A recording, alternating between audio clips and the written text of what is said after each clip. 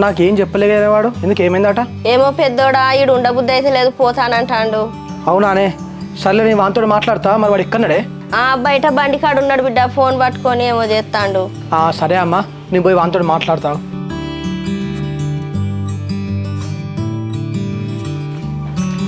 తమ్ముడు ఏమైందిరా? మొన్న రాకనేమో వారం రోజులు ఉంటా తర్వాత పోతా అని చెప్పేసి అన్నావు హైదరాబాద్కి, మళ్ళీ ఇప్పుడే వెళ్తా అంటున్నావు రేపు పొద్దుగాలనే.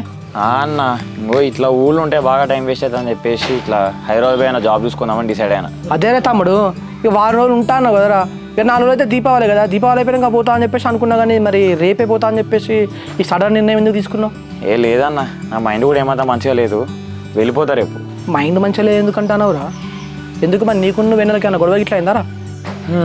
గొడవ అంటే ఇంచుమించు అలాంటిదే అన్న, అందుకే నాకు ఇక్కడ ఉండబోద్ది. ఎందుకురా తమ్ముడు, మీకే విషయంలో గొడవ వచ్చింది? వాళ్ళ అన్న విషయంలోనే అన్న, వాళ్ళ అన్న మన నాన్నతో ఎందుకు